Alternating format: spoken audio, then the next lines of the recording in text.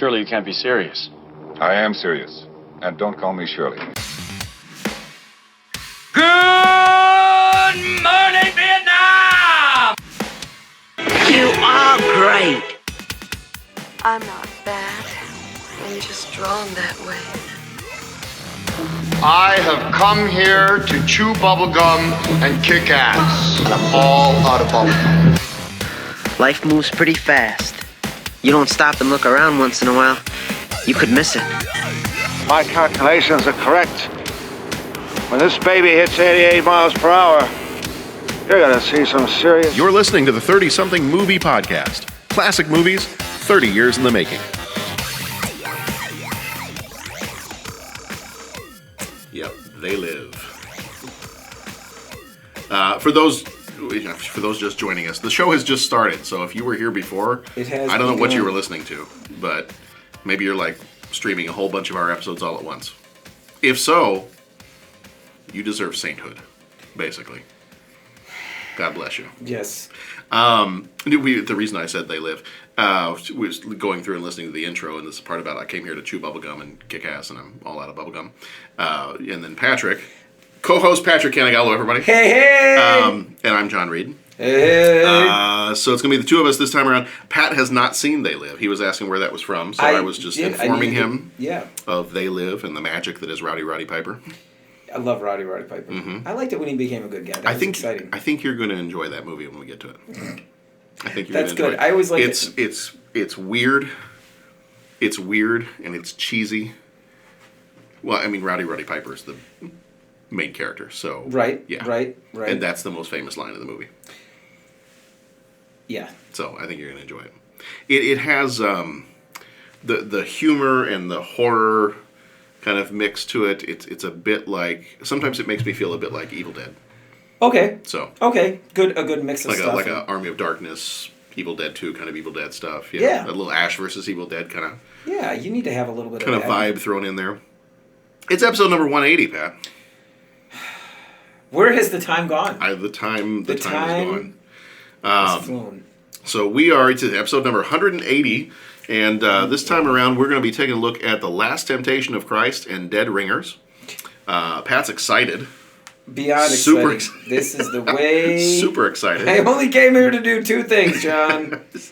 So chew bubblegum and talk about these movies. And yes. And you're all out of bubblegum. And it's time to talk about these movies. So very quickly, we spoil the events of the movies we talk about. So if you don't like spoilers, walk away for a moment and then come back after you see the movies. Spoiled movies. If you like spoiled movies, you came to the right week. You're in a good place. You meant spoiled in a different way. I did. Okay. Ish.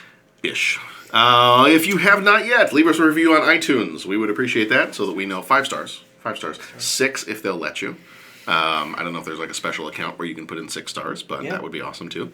But yeah, so that's our little spiel at the beginning here. Very, very quickly, I'm just going to lightning round. It's lightning new movie round news time. stuff. Lightning round. New Solo trailer. I take it you finally saw it. Yes, I did. How does it make you feel inside? It was really cool. Mm-hmm. Yeah, it looks fun, man. They're exposing some more stuff to Chewbacca and him. Like, you're 109. You look great. You look great. Just fun stuff like that. Mm-hmm. Interesting shots of the Millennium Falcon. It looks like the what do they call it? The mandibles in the bow. They're connected. Yeah. So the front. So you wonder. That could be one of those special modifications he made himself. Yeah. So could be that's where you keep some of the cargo. Yeah. When it's being hauled. So, anyways, that was exciting just to kind of see, that kind of the geek stuff, and all that, and excitement for the movie.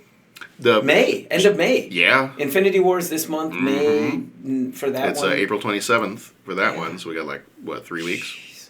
Yeah, 3 weeks. Yeah. Less than 3 weeks. Dang. Mm-hmm. And then May 25th. May 25th is for Solo. Mm-hmm. Yeah. Well, May is going to be a bit of a busy month. I have it marked down on our calendar. I mean, I got a lot of movies to see in May. I got to seriously consider whether I'm going to buy into that Movie Pass thing. I still need to see Ready Player One, so I need to catch up and get that done. I know, I got to get it done. Get it done. So why do you need the Movie Pass, John? I might need the Movie Pass because I started to look at what movies we have coming up during the summertime, specifically the month of May. The month of May, we got Avengers Infinity War, got moved to the end of April, so there's that one. Solo is May 25th. Deadpool 2 is May 18th. Okay. So, yeah.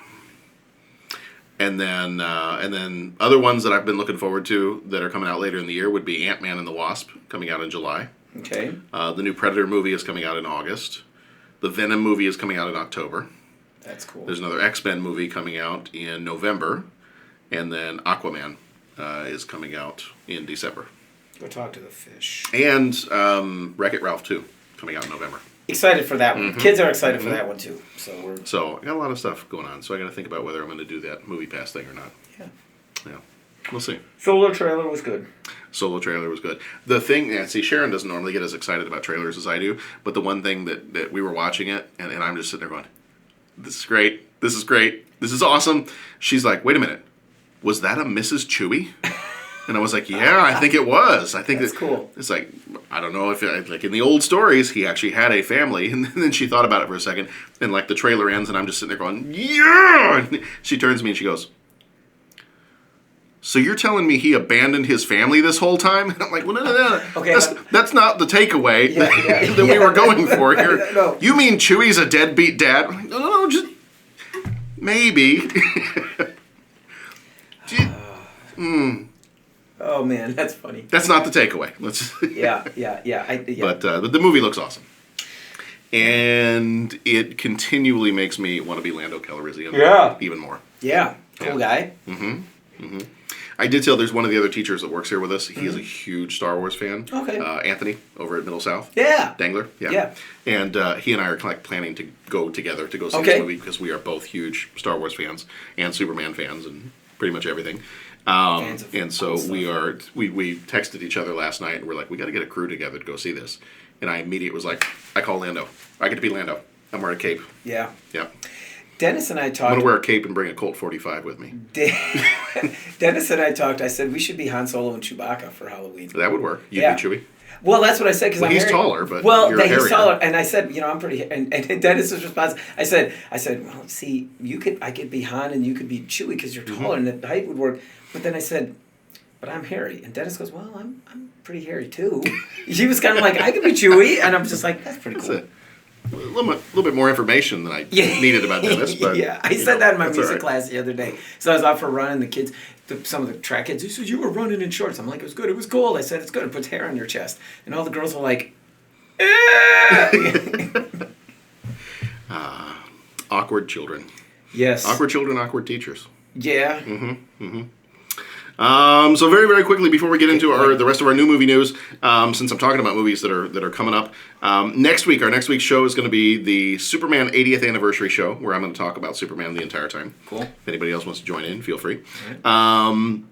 And then to finish off the month of April, we are taking a look at Return of the Killer Tomatoes and Tapeheads, which I'm assuming you've seen neither one. Neither. Is this the catch-all month? Yeah, this is the month that I was just like, I don't know where to put these.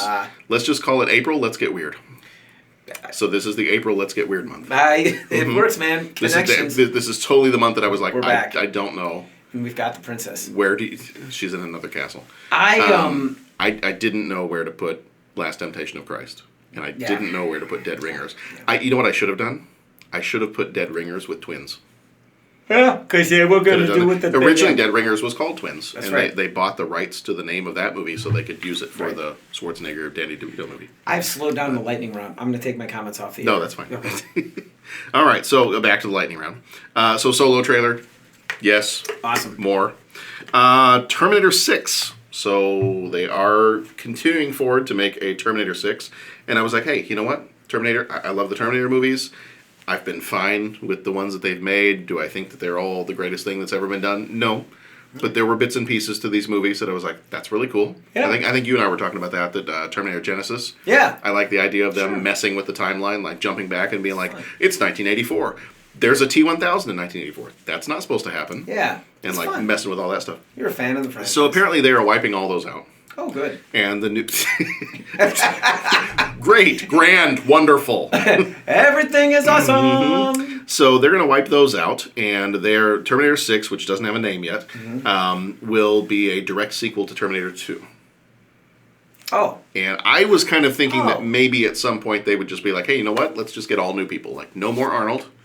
No more John Sarah Connor. Let's just do something totally different. Yeah. Apparently not. Okay. So Yeah. they are, but James Cameron, the guy that did the originals, Yeah. he's coming back for Terminator 6, and they are going to pretend as if those other ones never happened. And apparently Arnold Schwarzenegger is coming back, and Linda Hamilton is coming back. Cool. So she's going to be playing a 30 years older Sarah Connor Oh, perfect. in this. So I don't know what they're doing with the story, but They kind of did that with Superman Returns. yeah. That's cool. I'm all More right with that. Terminator, more better. I like Superman Returns, but I know a lot of people didn't. But so they have some other people. I don't know who this person is because I don't watch the TV show Scream Queens. But actor named Diego Boneta has been cast as possibly the lead actor Okay. in the movie. But that I had not seen that Schwarzenegger and Linda Hamilton were going to be in it. So I was like, whoa, Yes. Well, interesting. Didn't know that was happening. wherever you go, there you are. Okay, so there's that one. Is this the last one I got? This is the last one I got that's movie related. And I always mess up his name when I try to say it out loud. Taika Waititi. Taika Waititi is the guy from, he was Flight of the Conchords, did the What We Do in the Shadows. He also directed Thor Ragnarok. Okay, that's where I know the name. Yeah, It's the director. yeah. He is working on the live action Akira movie. Oh, So interesting. that to me is interesting because I don't know. I don't see Akira as I see him as a comedy director. Like I Yeah. loved Flight of the Conchords and I loved What We Do in the Shadows. And have you ever seen that one? No. I think you'd like that one. Okay. I think it's on. It might be on Amazon Prime now. Okay. What So- We Do in the Shadows? Yeah. Okay. Yeah. I will check it out. So those very, very good. I enjoyed Thor Ragnarok. I thought it was an excellent Incredible Hulk movie. As a Thor movie, maybe not so much. And I thought that some of the comedy was a little overdone. Right. It was like comedy like Guardians of the Galaxy, but almost too much. Right. Yeah. So I'm a little worried about him doing Akira because I don't see Akira as being very comedic at all. Okay. And I worry that he's a comedy director and that he will try to put too much comedy into it. Yeah. I'm okay with a little bit, but Yeah. I don't know how. I will be curious to see what he does with it. They're not going to call me to direct it, so, and rightfully so because I've never directed a movie. But Right. That might be a big you know, step up there for that. right. Yeah. So I mean, they've just kind of they've started working on it. They just there's not been a whole lot of news coming out, and it's still probably several years away. So apparently, also they're going to be focusing on adapting the book and not the movie. So there are definitely differences between the two of them. He wants this to be more of a faithful adaptation of the original comic, Okay. as opposed to adapting the movie. So Gotcha. we'll see. We'll see. All right. Last of the lightning round. I went to C2E2 this last weekend. Yeah, It was talk a lot about of fun. your experience. It was a lot of fun. Crowded? A lot of people? It was, you know what? Friday wasn't bad, but Friday is never bad. Right. Friday, being a weekday, it's usually pretty calm and quiet, especially first thing in the morning. And I always go the entire day. Like, I get there way early before it even opens. It was great. Saturday, insanely busy. Like, probably the busiest Saturday I'd ever seen there. Cool. And made it very, very difficult to move around. That's not cool. But it's okay. That was not cool. You went with family both days, or? You know what? Normally, it's just me and maybe my brother and his fiance would go with me on Saturday. And this time, as like an extra Christmas gift, I took John with me fun. on Saturday, which worked out fine. I mean, he's 10. It's a huge place. It's at McCormick Place in Chicago. It's a huge thing. At age 10, he's old enough now that he's like, well, just around the corner was that one Lego shop. Can I go take a look at their Legos real quick? And I was like, yeah, come back in like 5 minutes. Check in with me. Or stay in this aisle. And, when we get to the end of the aisle, just if I'm not there yet, stand and wait for me. And, we'll meet back up again if we get separated. Yeah. So a little bit more of letting him kind of explore on his own. Yeah. Cool. At age 10, I figure you're good. You're fine. Everybody dresses up. Well, not everybody dresses up, but everybody in my family. We all dress up now. And it's a lot of fun. Like half the time, I just go to see the other people in their costumes. Right. Like some of these people sink a ridiculous amount of time and money into their costumes, Yeah. and they're very elaborate. And I've been sharing some of the pictures through our Twitter account and our Instagram account and all that. So Cool. I'll have to show you some of them later. But Yeah. my main thing though is I have been working on getting more sketches done. Yeah. And I had a couple of guys do some Rocketeer sketches for me, so my collection of Rocketeer sketches has That's cool. expanded now. And I actually wore my Rocketeer costume. I saw the C2E2. picture and it was outstanding. And so it's funny, as I'm walking up and down the artist area, there were several artists that were like, "Oh my God, Rocketeer! Can I take a picture with you?" Yeah. And like so, and it's not one. The reason I wanted to do that is because I love the Rocketeer, but also I had not really ever seen anybody do that costume. Yeah, it's kind of fun. This year I saw 4 other people. Oh! So it's like, this is great. This is cool. There was one lady Rocketeer. Okay. I didn't see her there, but I saw a picture posted up later. There was a lady Rocketeer, and there was myself, and there were at least two other Rocketeers. like men Rocketeers. Yeah. Men And Rocketeers. men. And then when the whole family went on Sunday, Sharon was dressed as Rocketeer from the movie Rocketeer's girlfriend, Jenny. Yeah. We decided to go with movie Jenny and not comic book, because comic book is Betty, which is Betty Page. Right. Dresses slightly differently. Right. With which Sharon was not comfortable dressing that way. Yeah. And she gets very cold anyway, so I think, Dressing like a comic book lady, I can't imagine more why coverage is better when you get cold. I can't so imagine why a human being, wouldn't want to dress like a comic book character. Yeah, or I should say why a real woman would actual person. Yeah. Yes. Yeah.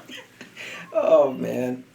No, and Jenny's just a cool character. Like you don't mean you mean you don't want to just be in your underwear and wear a rocket pack on your back? Exactly. No, exactly. Okay. That's not the skull. Next year we might go the other way. Like I might have her be the Rocketeer, I'll be Jenny. That would be cool. That's never going to happen. Yeah. And then my mother-in-law was a Star Trek character, and we refer to her as the senior officer. The senior officer. Senior officer. That's cool. She has a cane that she walks with, and she'll attach her phaser to the top of her cane, and yeah. That's good. So it's a fun time. If you I don't care if you live in and around Chicago. If you want to go to a convention like that is comic books and movies and TV shows and all kinds of pop culture stuff, that type of thing, this is a fun one to go to. I don't know how it compares to other kind of mid-level conventions. It's not a San Diego Comic-Con. I've talked to people who have been to San Diego, and they're like, yeah, no, it's not even anywhere near the size of San Diego. I don't think it's even near the size of New York. New York, I think, is probably the second biggest. But there's other ones that go on throughout the year. I would think that C2E2 is probably somewhere around that, like, third biggest, maybe somewhere in that range, but it's definitely not San Diego. So if anybody's thinking, like, I'd like to go to San Diego, but it's too crazy and too much, C2E2 is a good one. Yeah. And it's, the tickets are not too bad. It's not difficult to get around. Cool. It's a good place to go. So cool. So yeah, I can't wait till next summer, or not next summer, next March. They've already put up the dates. It's going to be March instead of April, so we're all good. There it is. I just got to figure out what my costume is next time. I'm thinking of taking the Rocketeer costume and mixing it with the Blues Brothers. So having like maybe a Blues Brothers suit with the tie and then the Rocketeer helmet and a sign that says something like "I hate Illinois Nazis." That could be kind of fun. Hey, I might not make an honest buck, but I'm 100% American. There okay, you go.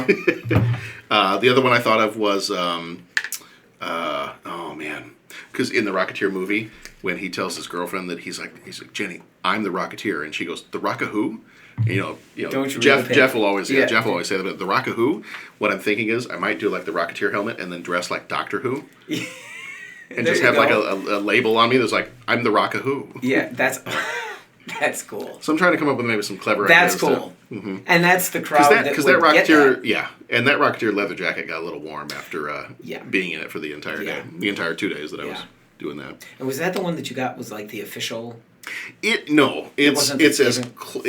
what I could afford. Right. Okay. as close to as official that would fit me. Well, and I'm not a small person. And was it the official like a full on aviator jacket? Yes. And, the official. That and the official rocket pack. Like my rocket pack was, and again, I just started it and realized I'm not a handy person. This is going to look horrible if I try to finish this. So Sharon, the more crafty person of the two of us, helped me finish it. And mine was made out of 2 2-liter Pepsi bottles, some bigger oatmeal containers, and a Scope bottle. And we put it all together in a creative way that made it look like the rocket pack, as close as we could get. Paint the it? Rocket-Bag. Yeah, yeah. Spray painted silver and gold and all that stuff. And covered in a little bit of plasti dip, so it Did looks a you little put bit more. a wad of gum on it? You know what? I was going to, and I completely forgot to. Yeah. See, that would just tick me off because I would have had that shut. I would have, yeah. Not having the gum. No, yeah. Like the gum on there was like a thing for me. Like I saw it and I was know. like, is he gonna fix it? Is he gonna fix it? Is Right. he gonna fix it? You know. Yeah. So No, I almost did. I almost Yeah. did, and then I forgot about it. Yeah. But it was a good time. Good times. All right, that's it. For the lightning round. Lightning round over. It was good. So, I tried to keep, cool. No, you're good. You're good. Did you have anything for the lightning round? Anything else come up? Real quick, Tammy, we are into season 2 of Stranger Things. And she's Nice. all in. She loves it. Mm-hmm. And I don't know, I think it made her brave because I pulled up season 2 of Ash and I started watching that. And Tammy comes in and she's just like, I don't get it. So is it scary and funny, or is it funny and scary, or is it? And I'm just like, and she's watching this with me, and I'm kind of like, Tammy, Don't think too hard. I said I hate to give you the answer that all motorcyclists give, but it's like if I had to explain it, you wouldn't understand it. So, however, my brother, and that's like dead ringers. Yeah, and that's my brother smashed his hand with a hammer accidentally, and it was swelled up. I would hope it's accidental. And we're like and of course, we were at the family Easter. We were at family with my family for Easter, and of course the WebMD people came out and said, "Oh, have you looked at this?" And my brother's like, he's kind of like, "The shirt will be fine," and so he launched a text to everybody this week like, "Hey guys, guess what? Went in. You were all right. I've seen the doctor. It's all better." And my mom's like, "Oh, I'm glad you did." And he's like, "I'm just kidding. I haven't gone to see the doctor. My hand's fine." And so I sent the clip from Evil Dead Part 2 where the hand first starts and he's smashing himself. I'm like, dude, you better get that checked out, cuz. And it ends with the chainsaw in his mouth. Who's laughing? Who's laughing now? So I sent that out to the family and didn't get too many responses with that, but that's So there's that. And then a farewell to arms.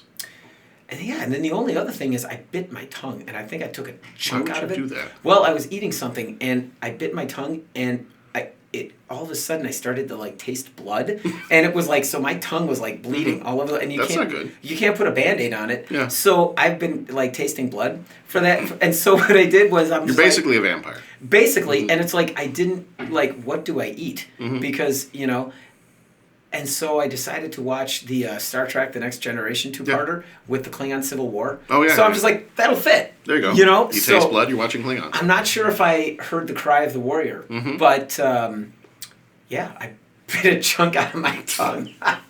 So there it is. There's Pat's lightning round. The contribution of Pat's lightning round is bodily harm. Bodily harm. Which actually fits with dead ringers. There it is. Okay, let's get into it. What is the what's the Klingon food? That's the blood. Blood. There's blood wine. Yeah, there's blood wine. Row cooked blood pie. Yes. Yeah. That's. And yes, I know all those without looking. Everybody, blood pie, blood wine, row cooked blood.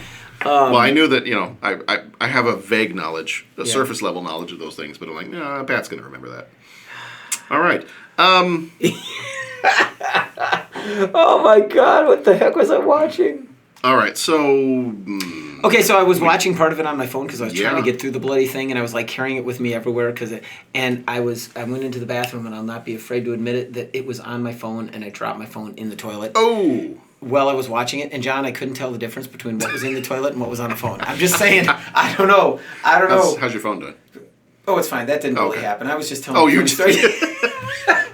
I got to be careful because I did have that one iPhone that I accidentally sent through the wash. So, my phone is waterproof though. Oh, nice. So, while I would not like to test it in feces. Right. I used to work at the Apple Store, and we one time had somebody bring in a phone in a fishbowl, with the fish still in the bowl, and they were like, "I dropped it in here." I was like, "Well, we can see that. Why didn't you take it out?" They're like, "Well, I didn't want to disturb it because I thought maybe if I mess with it, then you can't fix it." This isn't a body, okay? How many days has it been in the fish? Oh, probably 2 or 3. I couldn't get an appointment right away. I was like, yeah. No, that's you have what we call in the trade lovingly a brick. Yes. Congratulations. This is the perfect place for you to buy a new phone. Oh man. And we can take this out so that it doesn't harm your fish. All right. So dead ringers. Let's do it. Let's do I it. don't know that we're going to Let's spend a fun. lot of time talking about Dead Ringers. I mean, we'll see, because sometimes we're like, this will be quick, and then we talk for 3 hours about Yeah. something we didn't expect to talk about. Yeah. So our 2 movies this time, Dead Ringers and Last Temptation of Christ. So Dead Ringers came out on the 23rd of September, 1988, rated R, with a runtime of 1 hour and 56 minutes, directed by David Cronenberg, which explains why sometimes we have problems watching his movies. Because of his style and some of his other things. He did The Fly, Crash, and A History of Violence. Produced also and written by David Cronenberg, who also produced Crimes of the Future and Crash. He also wrote the screenplay for this one and did so for Scanners and The Fly as well. This was also produced by Mark Boyman, who did produce The Fly and 1492 Conquest of Paradise. Also written by another screenplay writer on this one was Norman Snyder. He also did Body Parts, Casino, and Casino Jack, not Casino. That's a different movie. And then Barry Wood and Jack Kiesland wrote the Dead Ringers novel known as Twins. Cinema, not to be confused with the Danny DeVito, Arnold Schwarzenegger twins, which actually has a connection to this movie, but we'll talk about that in a minute. I'm going to get this name probably very wrong. Peter Shusitsky. Sounds good to me, man. Sounds good. Was the cinematographer for Rocky Horror Picture Show, The Empire Strikes Back, and Mars Attacks. And music was done by Howard Shore, who did The Fly, Big, and Lord of the Rings trilogy. Yeah. And I think the Hobbit movies, too. I think he did all of them. Yeah. Budget for this one was $13 million. Box office was $8 million. Didn't make back its money for some reason. Can't imagine why. Can't imagine why. Jeremy Irons played Beverly Mantle and Elliot Mantle. He was in The Lion King, Batman v Superman, Beavis Dodge, and he was also in the TV series The Borgias. Genevieve Bujold played Claire Neveu. She was in Coma and Anne of the Thousand Days. Heidi von Paleski was Carrie, was in The Boys Club and Red. Barbara Gordon, not to be confused with Batgirl, played Danuta. She was in Cube 2 Hypercube and Skinwalkers. Shirley Douglas played Laura. She was in Wind in My Back and Lolita. And Stephen Lack played Anders Wolek. He was in Scanners and The Rubber Gun. Critical response for this one, Rotten Tomatoes gives it an 84% from critics. Janet Maslin of the New York Times says, Cronenberg, who has begun to emerge as a master of body-related horrific fantasy, clearly understands that a small amount of medical mischief can be more unnerving than conventional grisliness. She gave it a 4 out of 5. Roger Ebert from the Sun Times said the kind of movie where you ask people how they liked it and they say, well, it was well made, and then they wince. And he gave it a 2.5 out of 4. Kind of agree with him on that one. Maybe. It was well made. Yeah. Cinema score. This one got a C-, and Rotten Tomatoes gave it an 82% from the audience. It was nominated for Saturn Awards for Best Horror Film, Best Actor, Best Writing, Best Music, and Best Costumes. Ladies and gentlemen, Dr. Beverly Mantle. By every scientific measure, they are absolutely the same. They share everything. You haven't had any experience until I've had it too. Bev, you've got to try the movie star. She's unbelievable. Oh, doctor, you've cured me. You mean to say there's 2 of them? They're twins, dear. I think we should drop her, Bev. You drop her. I'm in love with her. Can't be love if it does this to you, can it? Doctor, I think there's something wrong with you. Patients are getting strange. What are they? For working on mutant women. From David Cronenberg, who in The Fly made the fantastic real. Get him out of here! Radical technology was required. Something radical is definitely required. Now, David Cronenberg makes reality the ultimate fantasy.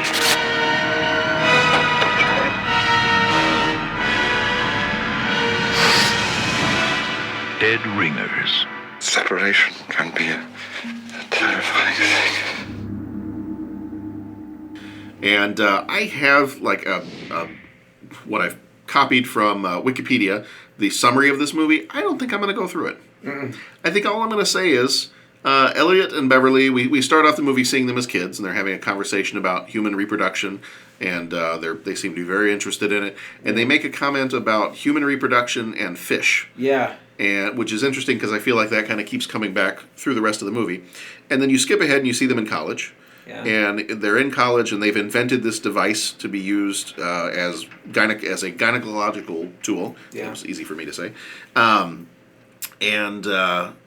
And so then you see them later on in, I think that was 1967, when they were in, 1954 was when they were kids, and then 67 they were in college, and then it jumps forward to Toronto in 1988, and they are running their own practice, and they're dealing with kind of wealthier clients. They have their own little private practice, and you kind of get the idea, played by Jeremy Irons, and you kind of get the idea that one of them is obviously a little more confident than the other, and a little bit more willing to be out there and be in the public eye, whereas the other one's a little bit more quiet and reserved, and he's the more scientific of the two, and so they kind of run their practice that way, where the one who's more willing to be out in the public, he doesn't do so well with the patients. Like, he doesn't interact as well with people as the other one does, and you kind of get pretty early on that they have this practice of the more confident one picks up the women and brings them home for the for twin. lack of a better term, breaks them in. Yeah. And then on the second date, passes them off to the twin, and the twin then gets his experience in, and that's how they that's how they go through life. Yeah. And they even say a couple of times in there, it's like, I haven't done something until you've done something.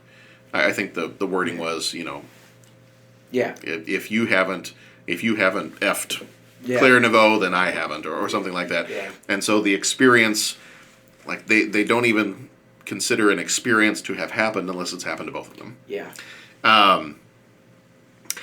So this is kind of an interesting one. We go through then the rest of the movie, and things start to break apart a little bit when that Claire Neveu they get character, the one kind of shyer, quieter one, falls in love with her. The other one was just more interested in like a one night stand kind of thing. So then things start to fall apart from there.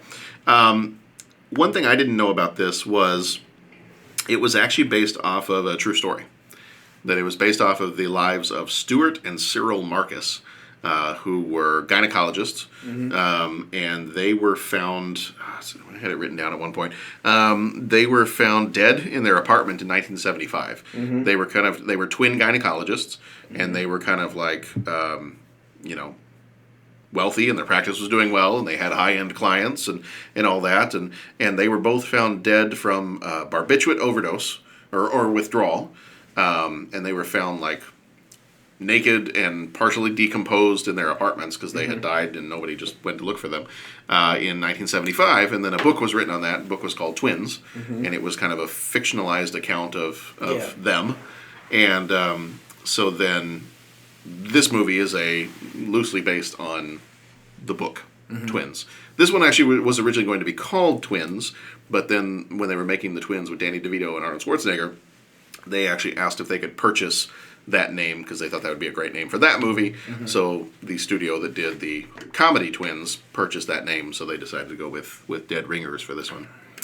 A couple of the other things that I had here is the shots of the twins together on screen was accomplished using one of the first computer-controlled moving matte photography cameras. Same kind of cameras that they used for some of the stuff with the original Star Wars movies and Indiana Jones. To kind of record camera movements and have it repeat those movements as precisely as possible. But that was one thing about this movie that I did find, and that kind of goes along with my other last little bit of background info on here, is him playing both of the twins. Yeah. Like that, I feel like no matter what you feel about the movie, he did a pretty awesome job playing both of these characters. Yeah. So the last background thing I have is that Jeremy Irons originally decided that he wanted to try to play these. He really wanted to get into the idea of being two separate people. So he had two separate dressing rooms set up for himself as an actor. He had two separate dressing rooms and two separate wardrobes. And depending on which actor he was playing at the time, he would go use that dressing room and that wardrobe. Right. And he would shoot his scenes as that character. Right. Right. And, then he decided, you know what, I don't want to do it in this very outward way. So eventually he said, you know what, it's almost too confusing. Let me go back to having just one dressing room, one wardrobe, and I'm going to find little mannerisms that I can do that will kind of, the way I stand, the way I hold my body. Yeah, it was like the balls of the feet of one guy and the heels for the... Yeah. So, So that's, in terms of background, that's all I got for Dead Ringers. A couple things that I thought were kind of interesting about this movie is that David Cronenberg, he's really known for the subgenre of body horror.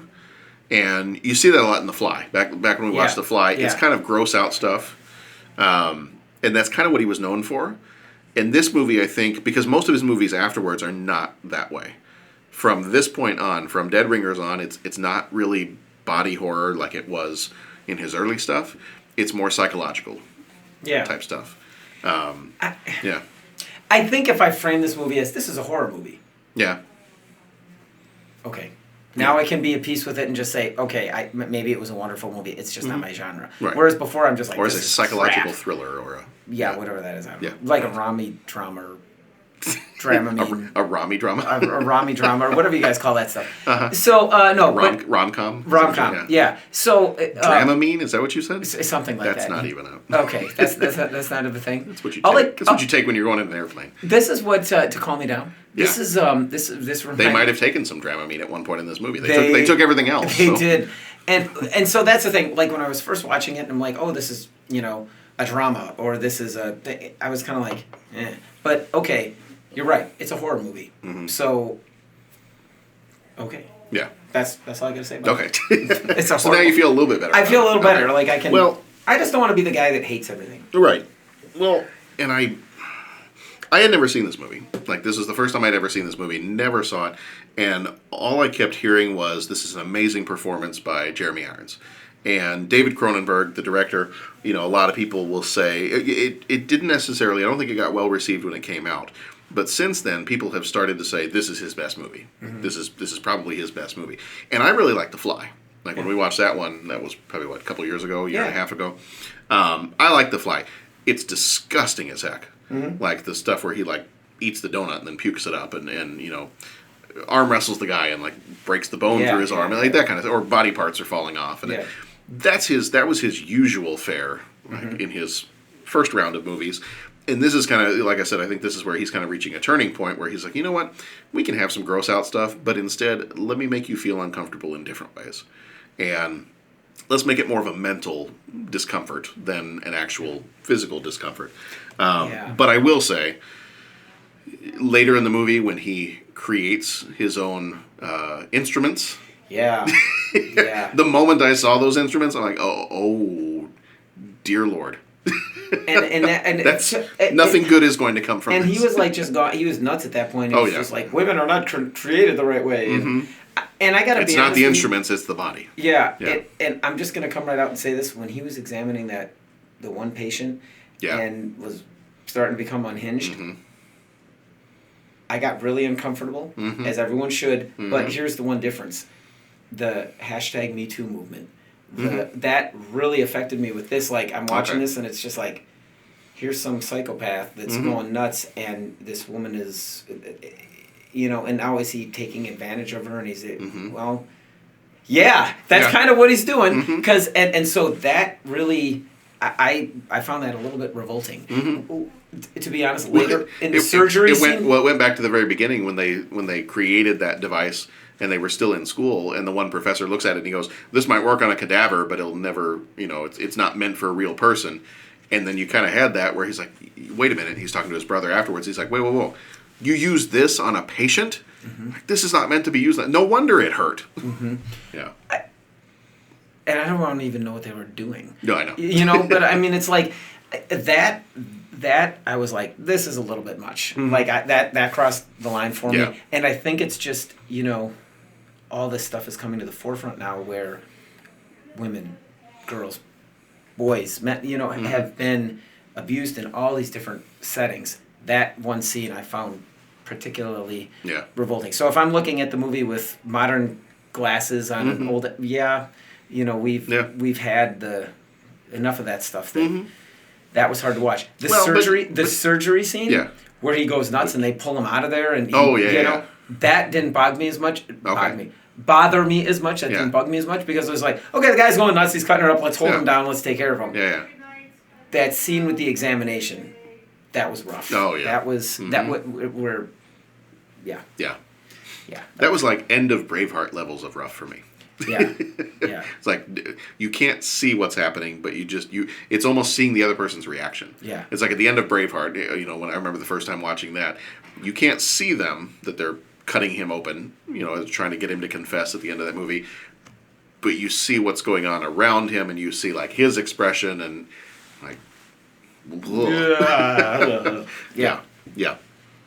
So, and not actually a lot of gore in this movie. Like, not a lot, especially compared to The Fly and some of his earlier stuff. Not a lot of blood and gore. But the times that it is used, it's just enough that it's like, oh, man. Yeah. That's not... I mean, you had the scene where he's dreaming. Yeah. And him and his brother are attached, and she goes to, like, bite the... Yeah. Okay. And it's... Yeah. Yeah. And then when they start getting messed up on drugs, and the one guy got messed up on drugs because the girlfriend got messed up, was on drugs a little bit. She was a recreational user. Yeah. And then he got like and then he's messed up. Then his brother's like, then he started doing drugs because everything that goes in my brother's body's got to go in mine. Right. It's not. We haven't experienced it until we both experienced it. And I got to be honest, I kind of checked out with the movie and I came back. But then I looked and it was like, now he's messed up. Right. And the one guy that was the nut job was almost more sane because the other guy was so strung out, right? Yeah.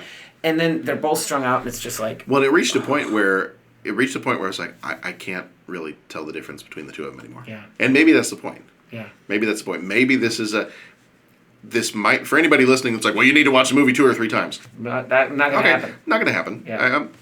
I'm not going to... I have plenty of other things I need to watch or feel like I'd like to watch. I'm not going to go back and give this one a second viewing. But I appreciate that there are things that I probably missed. But yeah, no, I mean it is intense. Yeah, it was, and I got to be honest with you. Part of it, I was just bored. Like the beginning of they're talking about stuff, it was just like, my gosh, here's another one of here's a pull from one of your favorite movies. My God, they play this to insomniacs that don't respond to strong medicine or strong drugs. You know, it was just like, yeah. And they just got weird. Yeah, I so I'm sure there's greatness. I'm sure there's. I mean, the acting, Jeremy Irons was amazing. Yeah. But, yeah. He was actually quoted somewhere saying this may be what he considers his best work in this movie. And I can believe that. I mean, it's probably pretty intense to have to try to play 2 different, and you're not 2 completely different characters. Yeah. I feel like it'd be easier to play 2 completely different characters than it would be to just say, hey, we need a subtle difference between these 2 twin brothers so that the audience is not always 100% sure who is who. Yeah. But you like, don't play them to extremes, but we need the audience to be a little bit confused, but enough so that we can kind of tell the difference between which of the brothers is which. Yeah. So... one of the lines in the movie I thought probably was the director summing up his movie and maybe kind of like how he felt about it. There was a line in the movie where he's talking to, I think it was Claire, the patient, and he says, "I've often thought there should be beauty contests for the insides of bodies." And I was like, that's kind of interesting. And then I thought about it a little bit more. I'm like, I wonder if that's the director. If that's the director saying like, hey, you give Oscars to all these movies that follow a formula, or they have beautiful actors in them, and they have all this stuff, and and I'm a director who's really gonna try to make you think, and make you like, my art is going to make you uncomfortable, and is going to provoke you to think about the human condition and the human sadness and jealousy and obsession and all. And so maybe this kind of movie is more valuable than the others. Like I heard that line in the movie, I'm like, I wonder if that's a little dig at the Oscars or at the it could be. Those different organizations that he knows he's probably never going to get never going to get recognition from them. And honestly though, not to disparage his work, he's made the millions and the kudos, and I haven't made any movies, but. See, for me, why don't you explore that and come up with a story of, it doesn't even need to be a happy ending or a story of hope, but give us a message to go off with. This just seemed to be horror. So that's okay, I mean. And I think that's kind of a theme of his, is that things don't end well. Yeah. I think that's in most of his movies, and I will not say that I've seen a ton of his movies, but the ones I have seen, it never quite ends well for the main characters. Yeah. So... Yeah. Yeah. don't know. So okay, don't be jealous. Don't do drugs. Yeah. Mm-hmm. Let's see. I think like some of his regular themes that show up are like the idea of love triangles, obsession, jealousy, and tragic death, which this movie has all of those. Yeah. So, yeah. Yeah, I don't know. I don't know. I don't want to disparage it. No, I don't want to be that yeah. guy. But it just that I came away from it saying Not your cup of tea. Yeah, I probably won't Yeah. watch it again. My life's not that much more positively or negatively impacted. Mm-hmm. Yeah. Yeah. I'm shrugging. Do you? The toilet comment was a little harsh. I was going for the cheap thrill. That's fine. That's fine. The cheap humor. That's fine. Do you know where the term not totally unrelated? Do you know where the term dead ringer comes from? You know what? No, tell No? me, inform me. So what they used to do when they would bury people, they would have a problem of burying people alive. And so what they would do at some points was they would take, like sometimes if you dig up graves of people from, like 150, 200, whatever years ago, they would take like these little pins and they would stick them through the person's toe just to see if they woke up. But at one point they would bury people, and just to make sure that they hadn't accidentally buried somebody alive, they would put little bells up on the ground, and they would like a series of strings like down into the casket, so that if the person somehow like woke up and they had been buried alive, like maybe they were just in a coma and they didn't recognize that they were not fully dead, that they could ring the bell and let somebody know, hey, you made a mistake, I've been buried alive. So then the person who, if you see a person who looks like someone that has died and they look exactly like that other person, they call them a dead ringer.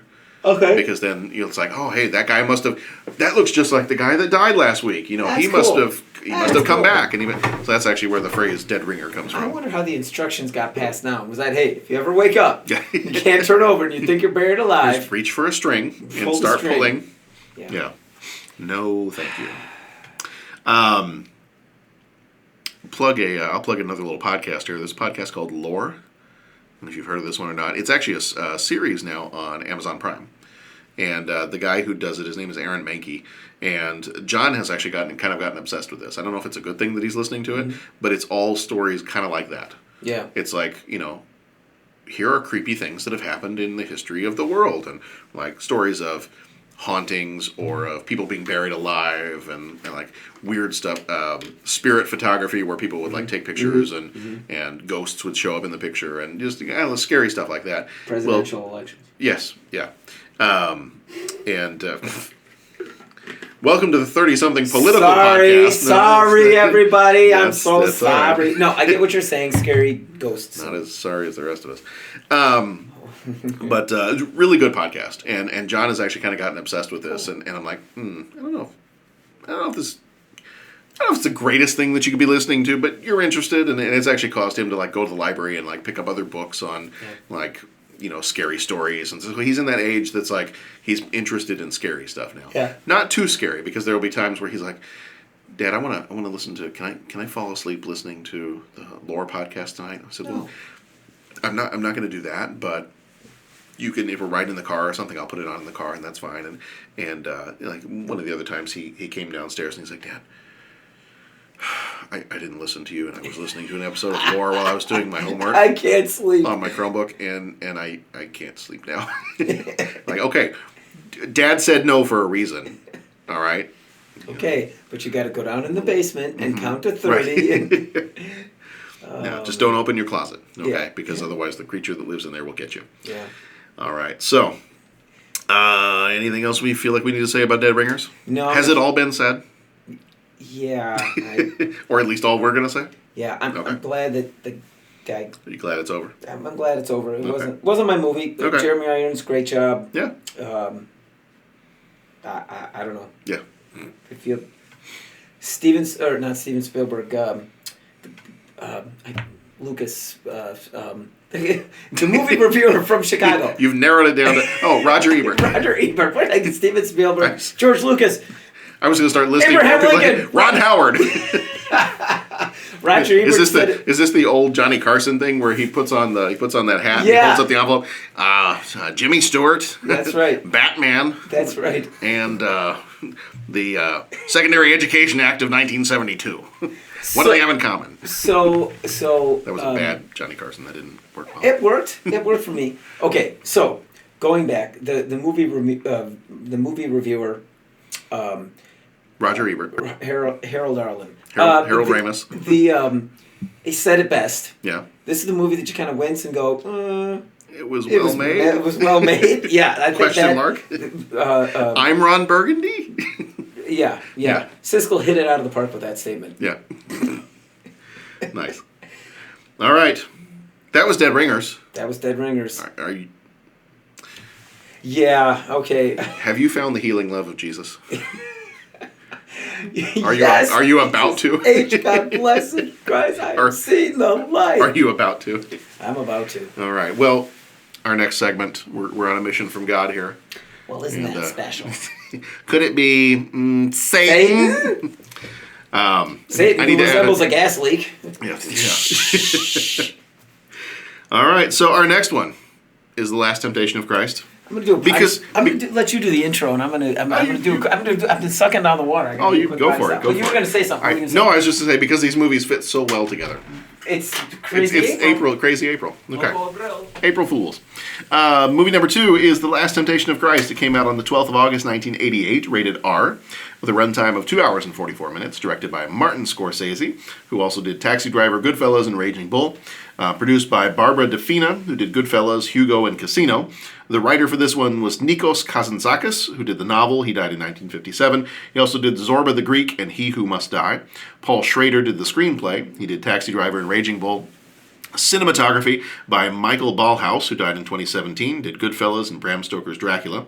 Music by Peter Gabriel, who did Rabbit Proof Fence, and Birds Like Us. Budget was $7 million, and the box office was $8.9 million.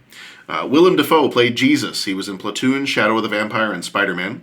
Harvey Keitel played Judas. He was in Taxi Driver, Thelma and Louise, and Pulp Fiction. Paul Greco played a zealot. He was in The Warriors and Crocodile Dundee. Verna Bloom played Mary, the mother of Jesus. She was in Animal House and High Plains Drifter. Barbara Hershey did Mary Magdalene. She was in Hoosiers and Black Swan, as well as Hannah and Her Sisters. We did that one a little while back. Roberts Blossom, who died in 2011, was the aged master. He was in Christine and Home Alone. Irvin Kershner, who died in 2010, was Zebedee. He was the director of The Empire Strikes Back, Never Say Die, and RoboCop 2. Victor Argo, who died in 2004, played Peter. He was in Raw Deal and Ghost Dog. Harry Dean Stanton, who died in 2017, played Saul or Paul. He was in Alien and Repo Man. David Bowie, who died in 2016, played Pontius Pilate. He was in Labyrinth and The Prestige. Andre Gregory played John the Baptist. He was in Demolition Man and My Dinner with Andre. Peggy Gormley was Martha, the sister of Lazarus. She was in North and 13 Conversations About One Thing. Randy Danson played Mary, the sister of Lazarus. She was in The Equalizer and The Scenic Route. And Juliette Caton was the girl angel. She was in Courage Mountain and Small Time Obsession. The critical response for this one was 81% on Rotten Tomatoes, and the audience rating on Rotten Tomatoes is an 84%. It was also nominated for Best Director Oscar and nominated for Best Actress Golden Globe and Best Original Score. Martin Scorsese brings us a startling vision, an extraordinary story. The Last Temptation of Christ.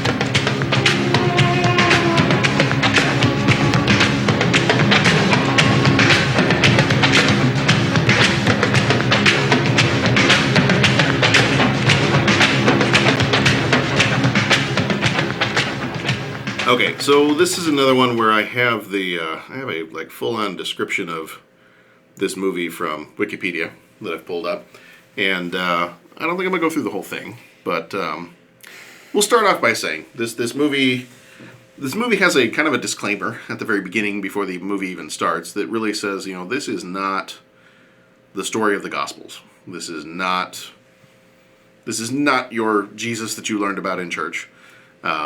That's not what this story is, and there's a little bit of background to kind of go along with that too. There was there was quite a bit of controversy around this movie before it even came out, and a lot of people boycotted theaters who chose to show it. There's actually one person that died because of some boycotts of this. Some people in France had set fire to a couple of theaters that were showing it, and one person ended up dying because of it. There was a conservative Christian group here in the United States that offered to pay $10 million for every print of the movie, including the originals, so that they could burn them and destroy them. And I believe that Blockbuster Video refused to carry it just because of the controversy for a while, and eventually they apologized to Martin Scorsese for that years later. So yeah, so there's a lot of controversy, and I mean, kind of when you think about it, it's like, all right, look, you guys can't have been surprised that you wanted to make a movie like this, and that I don't think you should sit there and be like, oh wow, we didn't know people would get upset about this. Yeah, don't play really. Up the And I don't think that they did. I think they knew that it was going to be controversial. Yeah. But in some of the interviews that I've read and commentary that I've listened to, they were kind of like, well, we actually thought this was going to be more controversial than the other stuff. I'm like, really? The one thing I remember in particular, like, well, we thought people were going to be really upset that we had Jesus doubting himself. We didn't think him having sex with Mary Magdalene was going to be controversial. Like, okay. Huh? Yeah. I mean, I get it. I get it, because I can see there have been times where, I've had discussions with people, and the issue of, well, a person like Jesus couldn't doubt. Like, that's not in his character. That's like, were you there? Yeah. I mean, I wasn't there. I mean, there is the Bible, and I've read it, and I tend to believe it, and I have my views on, my view just in my upbringing and my learning is that I believe it to be true, and all of that, and that's my religious faith. But he was, according to my faith, he was both a man and God. So I kind of feel like there probably was some doubt there. So I don't have a problem believing that Jesus had some doubt when he was going through this whole thing. It actually says a few times that he did struggle with this stuff. So that part doesn't bother me so much. But I don't know how the filmmakers were like, oh man, we thought that was what really was going to get people. But people were really tied up in the, he had sex with 3 different women. I'm like, no kidding. Yeah. Yeah. Do you live in America? Because so anyway, so they do say up front, this is not the gospel story of Jesus, and you kind of get from the beginning of the movie, you see that Jesus is building crosses. Jesus, much like his earthly father Joseph, is a carpenter, and that he is building crosses for the Romans to use in crucifixions. And in the first viewing of this that I had years ago, I was already kind of confused, because I was like, well, wait a minute, whoa. Is this after? Is this supposed to be like an alternate reality where Jesus didn't go through with any of his stuff, and this is now like in actual history, he should have been crucified and killed by now, but now he's making crosses for, to make up for not going through with it? Or so I was a little confused on that piece of it, but that's kind of where we meet him at the very beginning of the movie, that he is making crosses for the Romans to be able to use for all their crucifixions. Right. Let me kind of jump back for just a second. This is not the first time I've seen this. So I've seen this now probably 3 times. Before I get too much further into the story part of it, this is the first time you ever saw it. So What are just kind of like initial reactions before we go through? You took the words right out of my mouth for the initial. I mean, okay, and I'm going to be concise so we can keep going. Yeah, go for it. Initial reaction was confusion, like, okay, where does this fall in the timeline? What's going on? Where does that, fit in with the stories that I've grown up with? That was my first reaction. I knew of the controversy and all that surrounding it, and I remember growing up and hearing about that. So I was like, you know what? I'm going to watch this movie all the way through. I'm not going to judge until the end. I'm not going to, getting done with it. I mean, and I understand they can say, well, this isn't, based on the Gospels, so, we're just going to throw this out there. getting done with the movie, you know, there were parts of it that, oh, well, that was cool that they showed this aspect of it, or they showed that aspect of it. You know, like him stopping them from stoning Mary Magdalene. You know, you who's without sin throw the first stone. Yeah, that was cool to see that portrayed in reality, and I mean, you know, so just things like that. That was kind of cool seeing that quote unquote brought to life, and brought to life in a non-kid-friendly version. You know, something that I'm not going to say is more closer to reality, but you know, things are dusty. There's dirt. There's animals running around. It's not a sanitized look. So it's like, okay, well, that's interesting, and I'll give them that. That being said, the movie really fell flat for me because I didn't find it blasphemous. Like, oh dear God, what have they done? That is that must be put away and packed away. I mean, I don't think, you know, if something like that threatens my faith, then my faith isn't as strong as I thought it was to begin with. You get a contrary opinion that you find maybe blasphemous. Okay, think it through. Okay, I can just dismiss this because that's just not what I believe, and I'm sorry. And that was kind of where I was at. On the flip side, you know, I've read a bunch of people that thought this is the greatest thing ever, and this is the reason that I believe, and I didn't believe before. Now I believe it. I didn't really have that kind of a religious experience with it because it fell short. It would show you the miracles, or it would show you different parts of the Bible story, and then it would stop short of letting that inform or helping to inform your life. Like, it stopped short of showing why that's important and how that fit in with the overall message, or if there was an overall message. And that was what I struggled with, and not even struggled, just kind of found that's a little flat with the movie. You know, he in Gethsemane, he heals the ear. And I was like, oh, well, that's interesting how the special effects of him just kind of putting the ear back on. All right, that's cool.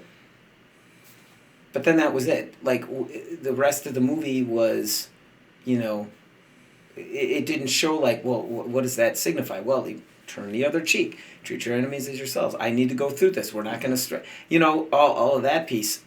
Now, him just yelling out, it's about love, every couple of, you know, minutes. That's, again, you get this little scene. You know, you get the little, you know, the Twitter blurb or the bumper sticker version of it. Here's the scene. And the quick quote, it's about love, but explain to us, like, how does that, you know, carry that over into a bigger context.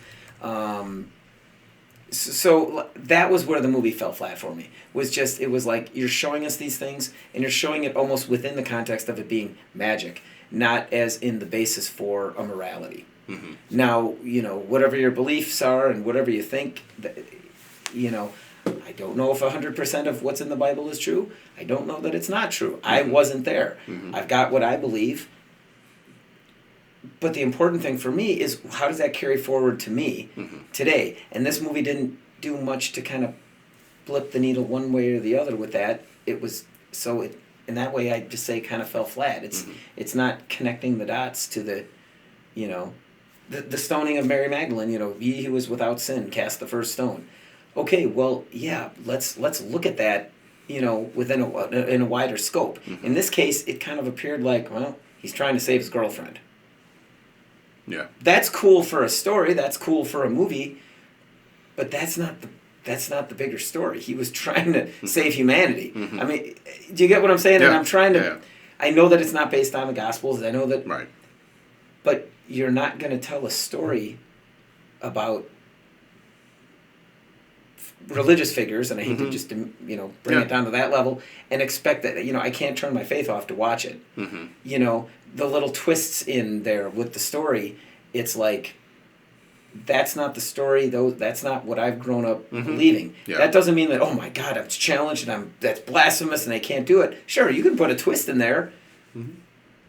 But why? I've seen that done in other stories and other books, and that's great. But in this story, there's a whole belief structure off of it. So if you're going to put a twist in there, then you got to stand up and say, here's the twist, here's why. We're completely wrong, everybody. We got to change the way we believe. Or just don't put the twist in there. I mean, when you're dealing with those things, that's going to be my reaction. Connect it to me. Give me some sort of a a paradigm shifting thought, or give me something to, oh really, that informs my life this way. Now I need to go this left as opposed to right. But they didn't do that. They just kind of showed it, and it was magic, and it was mystic, and then he's moving on. Yeah. I'm going to stop talking because I'm rambling. No. That was, yeah. Yeah, so like I said, I mean, I've seen this movie a few times now, and I will say that the first time I saw this movie, I couldn't stand it. I totally hated it. Like, had to watch it for a class that I was taking in college, and I will say, even though I've grown up going to church all the time, like my whole family, that we just grew up and you go to church on Sunday, and you try to live your life that way, and all that, and I will say that it was in college that we had some issues happen at a church that we were at when I was in high school, like beginning of college, and so I kind of backed away from all that for a while, and then kind of really came back to it in college, and so then I was very, even though I'd kind of my whole life had gone to church and done all that, and really kind of had a renewed vigor for everything in college. And then I was in this class where the entire class was depictions of Jesus in film and literature. It was like a religious studies class. That was my minor in college. And so this class was depictions of a Jesus character in different books and movies and plays and art and things like that. And I think since I was a fairly immature Christian at that point, I watched this and I had kind of the knee-jerk reaction of a lot of the people who were like, oh, this is so offensive. We need to burn all the prints of this movie. I remember watching the movie and thinking, this is the stupidest thing I've ever seen. That's ridiculous. Why would you ever depict him doing that when that is not at all? And you said that you can't switch off your faith and watch this movie. Right. In a way, when I a few years later, I was like, you know what? I'm going to give this movie another try. I'm going to give it another try, and I feel like I have grown in my faith to a point, and it's not to say that if you choose not to, or you don't. I'm not saying like I'm better than you are. No. Even though we know that I am, but I'm of not course. saying that. Well, you got a podcast, right? And you don't. You're just. I'm just a guest. You're just a guest every week. Showed up because there was pizza. Yeah. I kind of reached a point where as I watched the movie the second time, I'm like, you know what? I will separate my belief from the character in this movie. Mm-hmm. I will look at this as this is either Martin Scorsese or Nikos Kazantzakis or the people doing this story. This is their exploration. Maybe right. and maybe part of it is that they, as an author and because I think Martin Scorsese at one point was going into the priesthood. Mm-hmm. I think, if I remember that right. That maybe this is just them struggling through their faith and trying to come to an understanding of Jesus, like as many people do. Whether you believe or not, if you do believe, a struggle of, all right, well, was he actually what he said he was? And if so, was he human? Was he God? Was he both? How do you understand? If you believe that, yes, he was equally human and God, then how does that work? Mm-hmm. And so the second time I watched this movie, I was like, let me back off and let me watch this as an outside observer who is just almost as if I'm looking at a piece of art. Uh-huh. I didn't paint this art, so it's not my take on it. Yeah. But can I appreciate what the artist is trying to struggle through? Yeah. And so on my second viewing, I watched it and I was like, you know what? I can't say that I really love this movie, and I can't say that I necessarily even like this movie. Mm-hmm. And the only reason I watched it again is because I knew we were doing it for the podcast. Otherwise, I might never watch it again. But there are parts of this movie that I'm like, you know what? That's interesting, and I can see what they're trying to work through and struggle through, and much like sometimes you and I and Dennis, and like sometimes we'll sit around and we'll just debate stuff, and we'll talk about stuff, and I think in much the same way, to me, that's what it seems like this movie is. It's I'm trying to come to terms with what do I truly believe about this character and this person, and I think that either Martin Scorsese or Paul Schrader, the writer, have said at different times, they're like, this is not Jesus. This is not the Jesus. This is a Jesus character. And that's kind of just that's what we wanted to explore, was if you were to take the things that this man had to go through, how would that look if you put that on a person? Yeah. Like, if he is more human than God, what does that look like for a person to have to deal with? Which is why I thought at the beginning, when he's having those seizures, and he feels like God is just oppressing him and telling him, you're not doing what I want you to do. I have a plan for you, and you're willfully, like, almost like a defiant child. Not only are you not doing what I've told you to do, you're building crucifixes. You're building crosses to, like, do the exact opposite of what I want you to do. And then the whole idea of him, that once he does finally get it, once he's been in the desert and, he's gone on this journey to figure out who he is and what the purpose is and all that, in the desert when he sees the snake and the lion and the fire and all that stuff. And he's not 100% sure whether it's God speaking to him or the devil speaking to him, but it could be Satan. Then he comes out of that, and then it's the scene you were talking about where he's just like, everybody, it's love. Love! And I'm watching it this time around, this being the third time I've seen this movie, watching this time around, those scenes I thought were actually really well done. And the idea of, completely separating it from the religious figure of Jesus that I believe in, separating from that, looking at it as a piece of art that's exploring this idea, I'm like, you know what? That's actually really clever. Like, because at the time, people would have thought that's absolutely insane. You're an occupied people. People want revolution. Like, people want the Romans to be overthrown with war and with rebellion, and that's that Judas and some of the other ones. That's like, that's what we got to do. We got to fight back, and to have this guy show up and be like, the fighting back's not going to work.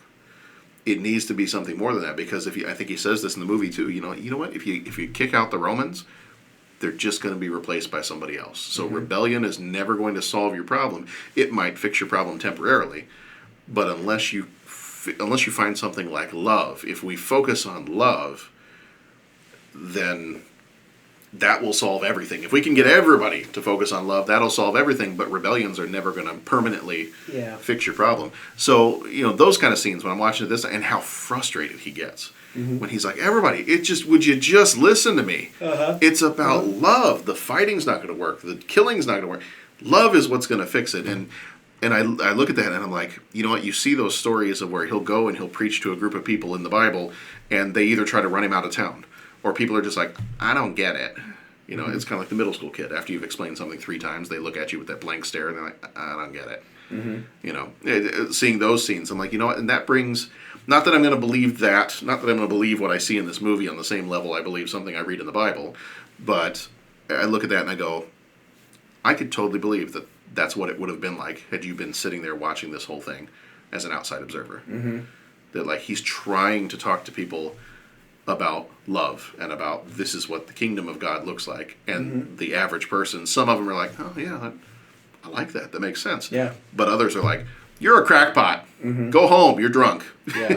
Well, and that was, and I like that because it kind of, in the Bible or in a reading or in possibly other forms of media, might be kind of a little bit of a sanitized view when they present that. It might just be explained. He preached and there were people heckling. Well, now you're hearing that, know, and so it's like, oh, okay, that was kind of a thing. I believe that was kind of a thing, and they're putting this on the screen for you to consume. So that's so that's cool. Then it gets to the point where you have some of the scenes that you see from the Bible. He goes through and clears the temple out, knocks over all the tables and all that stuff. You see the kind of interesting scene with John the Baptist out at the river. That's not exactly how it was depicted in my Sunday school books as a kid, but it might have been a different time back then. Who knows? It could have been. And again, I'm just going to ask. What are we trying to show there? Is it something for art? And he ate locusts and wild honey and lived out in the thing, and he was kind of what you could describe as kind of a hippie and all this kind of stuff. Like. Well, okay. And I wonder if that's not it. I wonder if it's not what you just said a minute ago. Was like, when you read the Bible, sometimes what we are presented is a sanitized Yeah. And there are plenty of times in the Bible where it doesn't sanitize it, but we tend to gloss over that stuff. Yeah. And we're like, the Bible says tens of thousands of people were killed or all this. And we're just kind of like, oh, look, it's a Bible story. Yeah. And I kind of feel like some of it was them saying, hey, look, we're going to try to show you what this might have looked like in the real world. Mm-hmm. Not just, because sometimes the Bible is not interested in details. That's not the point of the story. Right. So we don't always go into detail on certain things, but, so here, maybe this is their attempt at saying, if you went back in time, warts and all, here's what that time period might have looked like. Right, and that's the aspect of the movie that I enjoyed. Yeah. Was that the warts and all piece. Mm-hmm. And again, it's not that I can't say I didn't like it. You wanted the message. Well, yeah, where it fell flat. Okay, what are you trying to say now? Yeah. I get the scene you're painting. What are you? Maybe the message was it's okay to struggle. Yeah, but I guess I've always heard that. See, and maybe like you said, maybe it's just like I'm sitting here trying to figure out my own reality. Mm-hmm. Martin Scorsese's doing the same thing. It's just that he is a phenomenal director and makes his own movies, and that's what his thing appeared with. Right. I'm sure if I put my images out there, if there was some machine that could pull that image out and put yours, next to it, there would be differences. You watch Black Mirror? No. Oh, well, you've described an episode of Black Mirror. Oh, okay. All right. Yeah. So, do you see what I'm saying? Yeah, so I don't want to, I'm not a hater. I'm not like, but it's like, okay, sure. Unless it's Dead Ringers, then you hate it. Yeah. Yeah. It was, but then maybe Dead Ringers just really worked, right? Maybe it was a really good movie if it engendered those reactions. Maybe the fact that you were uncomfortable means it's the best movie ever. Yeah. Yeah. Anything's possible. Mm-hmm. So, yeah, that was, So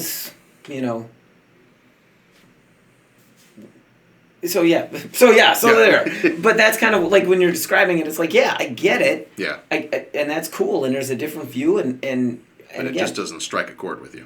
It doesn't. It just kind of it's nothing about the performances, nothing, and the great Martin Scorsese. I'm not questioning him, but it's like a soda. You open it up and you leave it sit there for 2 hours. Okay, it's still a soda, but it's gonna be flat, and that's kind of where it flatlined for me because it was like, okay. Now let's widen the scope. What are you trying to say here? What are you trying to say? Yeah. What's your message? And maybe you're just trying to show the struggle. Well, okay. That's not that revolutionary for me. I mean, that's not like, okay, you're trying to show that the question of, where was the line between he was a man, he was God, and where, okay, that's something that I kind of only take a passing interest with. And again, I want to separate the faith and just be able to talk to the movie, but for me, my beliefs don't require knowing what percentage of human was he, what percentage of God. I find that curious, I find that interesting. It's like, oh, okay, that's something fun to think about. I wonder, could he shut off the pain? Could he, did he question, there's all those things, but it's like, for me, it keeps coming back to, okay, but that, again, doesn't change how I try to realize what I perceive as message to be. You know? Does that make sense? It's like, yeah. Well, and what was funny was, around about the same time as we were getting ready to watch this, they had that, was it CBS, I think did, or maybe CBS, or was it ABC, one of the stations, on Easter Sunday, a couple weeks ago, had the Jesus Christ Superstar live with John Legend and Alice Cooper and a whole bunch of other people. I didn't watch it. I think my brother did, my sister did. Our family, Jesus Christ Superstar has always been like we've seen the musical on stage. We've watched the movie before. Like, that's a movie we'd watch a few times, growing up. And I think my brother and sister performed in it either at school or at church. And that was a bit of a controversy too, I think, because they might have done Jesus Christ Superstar at our church. And people were like, yeah, I don't know. But what was funny was I didn't want to watch the live one because I haven't liked some of the other live things that they've done for those TV specials. I've heard this one was very good. Like I've heard it went well this time, and like some of the things they didn't do well in the last few times they fixed for this one. But my thought was just, you know what, I like the 1973 movie version of it so much that if I want to watch it, I'm just gonna go back and I'm gonna watch that. And so what's been interesting is there have been times going to C2E2 and then driving down into the city for some stuff. I've put on the soundtrack and I've listened to it while I'm in the car, and just kind of reminding myself of singing along with it and doing all that. And it's much more.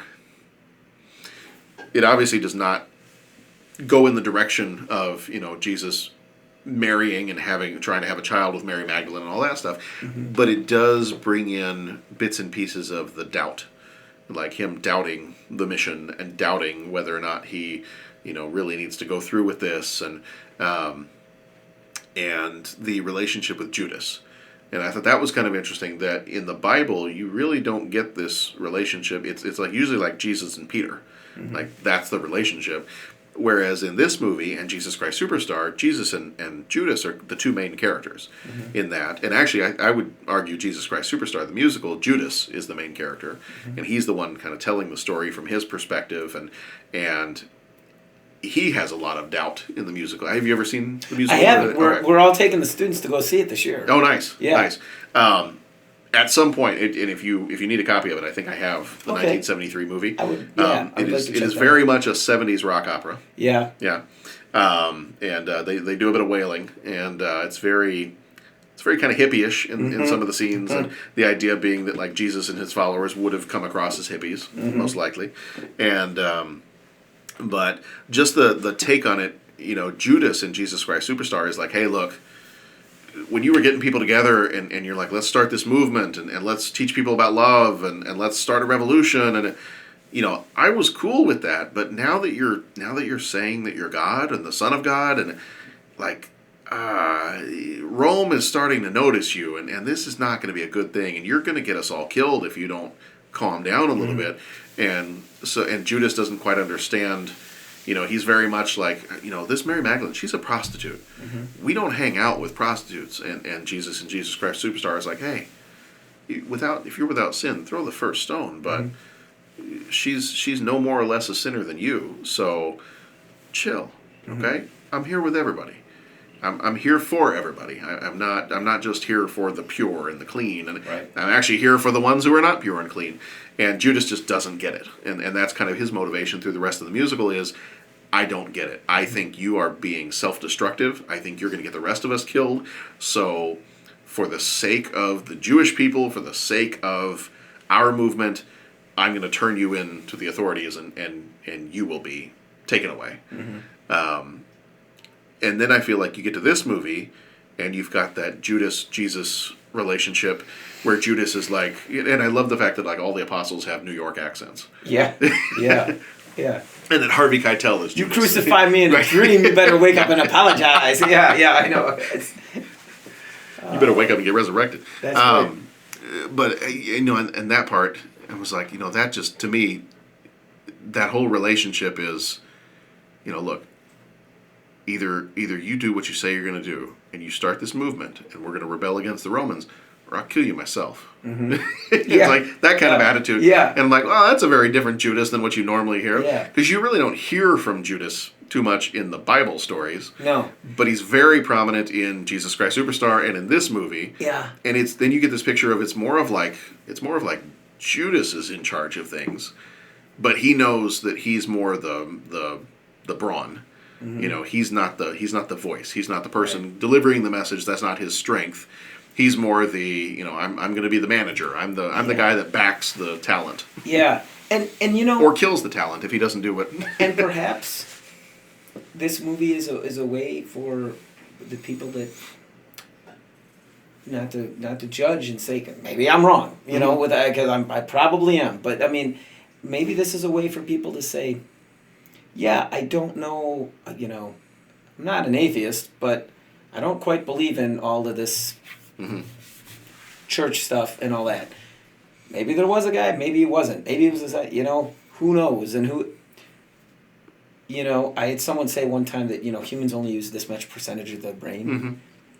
And they passed some humans far less. And yeah, and this person said maybe Jesus was someone that used 100% of his brain. Mm-hmm. You know, I mean, we've talked about Star Trek. Well, Yeah. in one of the Star Trek things, they explore faith and Yeah. Deep Space Nine, and that's a big departure because Gene Roddenberry. Normally, yeah.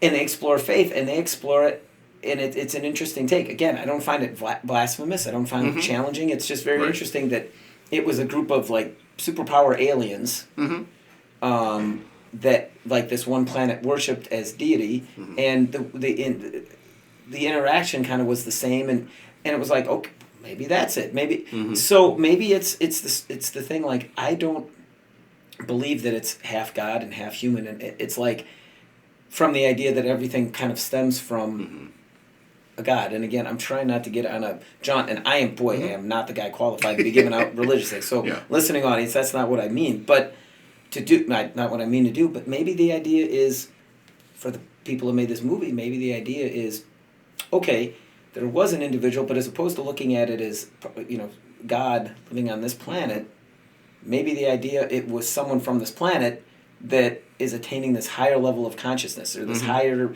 you know, they still don't really establish in this movie who God is. It's all very focused on. You get to see Satan, and you know. And so you really don't know how that works. And where I come from it and say, well, Jesus was pretty clear on his mission. Now, the whole self-doubt and questioning, I can imagine that. And do I want to do this? And please don't make me go. Because I think that, you know, in the Bible they talked about that. He said, you know, if there's any way I can avoid this, I'd sure be up for it, you know.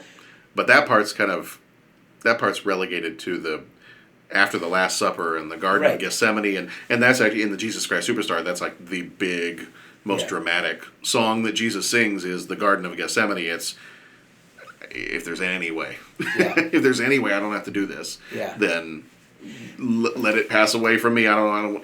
But you know, it's your show, so I will do what you want me to do. But in this movie, it's more like from moment one of this nearly 3-hour movie is It's almost like a petulant child to be like, no, I'm not doing it. And I'm not going. He doesn't even. You can't make me. And he doesn't even clearly know his father's voice. Right.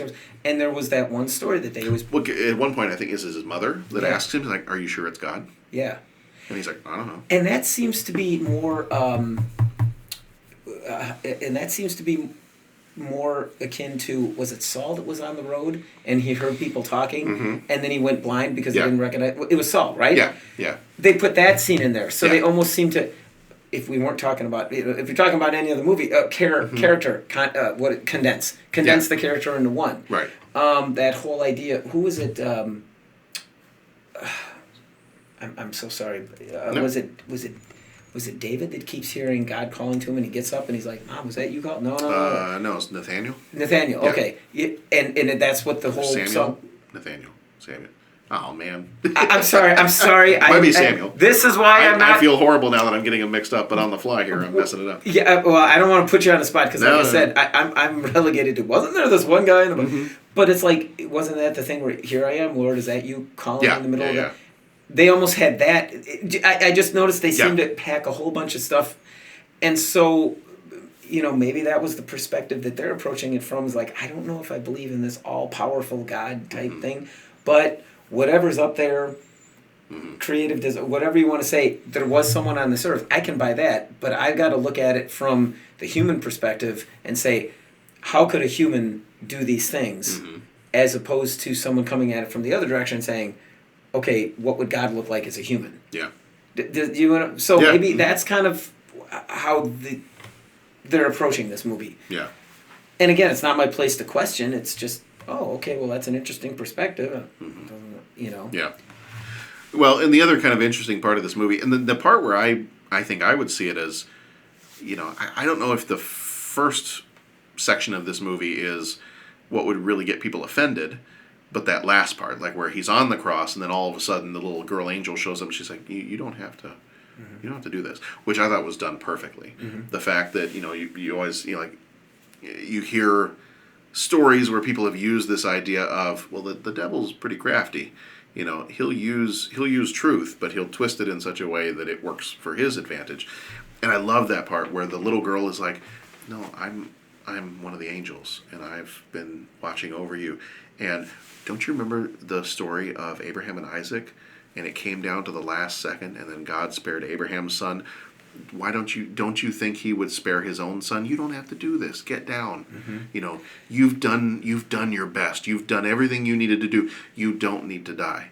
And then from that point on, then you get the images of he goes to Mary Magdalene, they get married, she gets pregnant, she dies, then he goes to Mary and Martha, sleeps with both of them, has a litter of children. Runs into Paul years later, and that part actually, this time watching, I thought was kind of funny. Yeah. Where Paul is like, you know what, I don't care if you are Jesus. The story I'm telling is what people need. Yeah. So I'm going to keep telling that story, and you know what? Thank you for showing up today, so that I can take you, forget about you, and focus on the one that I know is going to benefit mankind and all that. And then you get Jesus grow old, and you've got the scenes of Jerusalem being destroyed by the Romans and the temple being destroyed, and everybody is all old, and they walk in, and they're basically like, shame on you for what you did, and all that. And that's kind of it, like... That's the whole segment of the movie that I'm like, okay, well, that's where it's going to bother people. Yeah, and the whole idea is, I mean, I could see that because we've seen that in other stories. Yeah. I mean, right on down to... you go left as opposed to right. It's the alternate reality play. Right. Well, look at all these great things. Oh, and it goes downhill from there. And again, for me, it's kind of like, yeah, that's interesting. That's,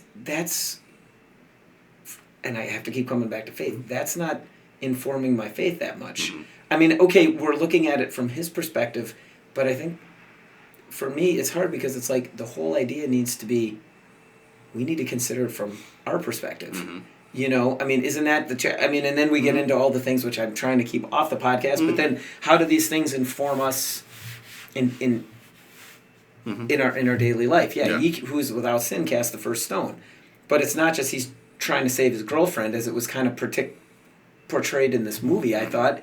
It was kind of like, no, we're all with sin. We're all in this together, right? You need to see God in all these other places. That's why it was love. It wasn't just love, peace, pass the acid. It was you need to love your enemy as yourself. Why? Because you need to see God in that person. Why? Because that's how God's going to appear. And there was that again, you correct me because I'm just horrible with this, and my sincerest apologies. But there was that whole story where.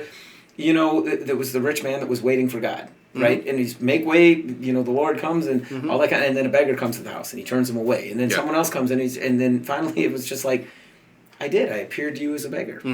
You didn't give me money. I appeared to you naked. You didn't give me clothing. I appeared, that's where it, for me, again, I'm sorry, you can edit this out. Yeah. But that's where the movie fell flat because it was like, we're showing it from that. But the challenge of the faith is, you got to see it. How does that inform you now? And I was really, to be honest, I was looking forward to, in this movie, I'm like, oh, I can't wait to see how they look at the resurrection, how they look on the third day. And then it was like, wait, you mean you're just going to go up to this point and you're not going to show your vision of what the resurrection means? Well, okay. And it wasn't like, I hate this movie. Not at all. But it was like, well, it's incomplete. Yeah. Just my perspective. Oh, yeah. No. Yeah. How weird to use this term, devil's advocate. My thought on now having seen this 3 times, my thought is that they're really just going for Jesus' struggle to follow the plan that God wanted him to follow. And at the point at the end of the movie where he goes, it is accomplished, and he dies, that's the movie. Like that, the struggle was, I don't want to follow this plan. I don't want to follow this plan. I don't want to follow this. And I'm going to start following his plan. I'm going to start. I'm not going to go, wait a minute, I don't have to go through with the rest of it? Oh, great, now I can live out my life and have children and blah, blah, blah, blah. Then you see how everything went wrong, and it's like, it's almost like I almost hate to, well, I don't hate to make this comparison. It's almost like It's a Wonderful Life. Mm-hmm. I was going to say that. Yeah, I was don't. It's almost like It's a Wonderful Life. It's like, no, I want to be alive again. I want to be alive again. And then you get to, although I think I'd laugh out loud if Jesus is on the cross going, my lip's bleeding, Peter. I have now just offended how many billions of people in the world? When do we get to do Dogma? Which I love that movie. I mean, yeah. Talk about one that'll make people upset. But you can't. You gotta laugh. You gotta laugh, man. It's still funny though. Oh man, it is. But it almost felt like It's a Wonderful Life kind of thing. It's like, you doubted yourself and you doubted that you were a capable father and husband and businessman and all this other stuff. And then you were shown what life would be like if you didn't, if you weren't there or if you didn't go through with what was meant to be for you. And then you have a chance, now having seen that, you have a chance to say, okay, I now know who I am and I know I've got confidence in this is my purpose and this is the good that I do and blah, blah, blah, blah, blah. So I almost think that I didn't have as much of a problem with them not showing the resurrection because and that's maybe where I separate my belief from the depiction in this movie is this is a story of someone struggling to follow the path that God or whatever has for them. And the moment at the end where he smiles and says it is accomplished and then dies is he's 100% all in. I'm going to go through with it. And I'm going to go through with it until death. And then at that point, if that's the purpose of the movie, then you don't need to see the resurrection. Because we've gone almost like in a short story. I almost think of it as like short story. In a short story, you're only going through like a very short span of someone's life. Mm-hmm. Maybe a day, maybe an hour, maybe whatever. And once you've reached the point where they change, where they've gone through something and they've come out changed the other side, story's over. Mm-hmm. Like, they'll go on and live the rest of their life or they'll do something else, but that's not the purpose of that short story. Yeah. So that's the understanding that I've come with the third time around watching this movie is that's why, because I thought the same thing the first couple times. I was like, I kind of wish they'd finish out the story. But now watching it a third time, I'm like, well, you know what? I think maybe they have finished out the story. Yeah. I think that was their purpose, was to show the struggle. Yeah. And now when he smiles and says it is accomplished and he dies, you've got it. And you know, if most people, I would feel like most people around the world know the rest of the story. Right. But that maybe as filmmakers, that wasn't the purpose. Right. We got to back up. Yeah. And that I would just say, and for me, I think the movie would feel a little bit less like, if make it one of the apostles. Mm-hmm. Make it, someone just trying to follow in Jesus. Make it sort of like you mentioned the Jesus Christ Superstar, where he's not even the main character. Make it someone else with that struggle. Which I know is not the point, because they want, for lack of a better word, they want the splash of what happens if Jesus isn't the way that you thought it was, which is what they're trying to get. So I know that that's getting away from the core of the movie, but I guess that would almost just fire a little bit stronger for me if it was about a follower of his, that and that's what he was trying to follow. And I don't know. It's definitely would need to see. I would like to see it again, especially because I'm sure you get different perspectives different times through.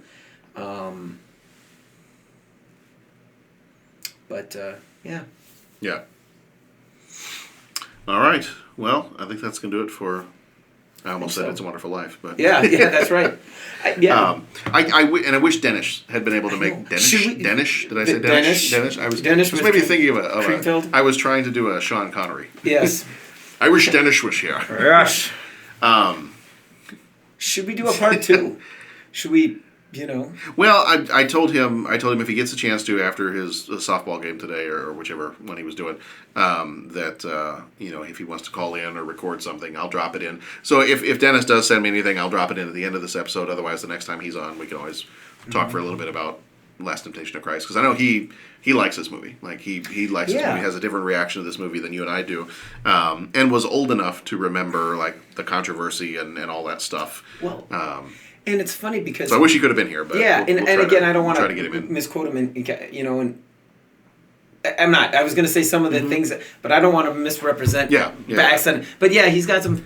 It'd be good. I mean, even if he's able to, we'll drop that in at the end of this episode and just put his recording in there and let him say his piece. And, make him listen to it. Yeah, right. And then we get a discussion, because it's like any of this stuff. And again, we'd have to we're trying to focus on the movie, and I did not do that well at all for this thing. But I mean, it's like how you watch the movie is how you watch the movie. Turn the microphone off and then just discuss, because that's that discussion piece is important. I remember hearing that. And I could be way off, but I believe it's in Judaism. There's the Talmud, which is all the law and everything, and it's not done. It's like continually being written. Do I have that right? And I believe so. Yeah. Basically, not an expert, but you just get together and you debate Talmudic law. And if I'm mispronouncing it, I'm sorry. Yeah. And I mean, it's like, how wonderful. No, I think it's like, I don't think that's what that meant. I think it meant this. Are you sure about the world? This is what I bring to it, and where it's like. Not that there's no right or wrong, but just that this is an ongoing thing, and we need to continue a discussion about it, because there might, Yeah. And so it was a very thought-provoking movie, and Liked it better than Dead Ringers? Oh yeah, I think you'd like anything better than. Yeah. Well. So here's a question: Dead Ringers or Howard the Duck? Yeah, I didn't react as negatively to Howard the Duck. Well, I mean, that was just kind of like. Okay, this is a little ridiculous. Right. I mean, Dennis was the one that had the. Yeah, Dennis was the one that got up and walked out. He kind of did the me thing with that movie, but the language flying. But Dead Ringers it just wasn't my thing. I'm just gonna say it wasn't my thing. No, that's fine. Because it was just weird. Yeah. Dumb.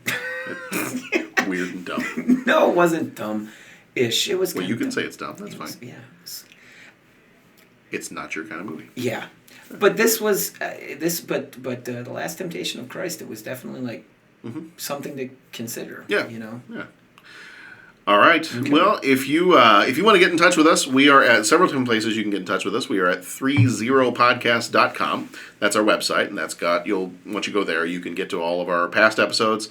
It's got our email address there, Twitter, Facebook, links to get to us through Stitcher, Satchel, Google Play, iTunes. You can just listen directly from the website if you want to. It's got our voicemail line on there if you want to call in and leave a voicemail. You won't be bothering us if you do. That goes straight through to voicemail, so you don't have to even talk to a human being. You can leave your feedback on there, let us know. As we said in the beginning, leave us a review on iTunes. We would like to know what you're enjoying about the show, if you'd like us to include anything else, or if there's something that you feel like needs to be changed, something that's just grinding your gears, then please let us know. Or if you just want to say nice things about us, you can say nice things about us too. 6 stars. 6 stars. Yep. 6 stars. Next episode will be next week, the Superman 80th anniversary, coming out on the actual day of Superman's 80th anniversary.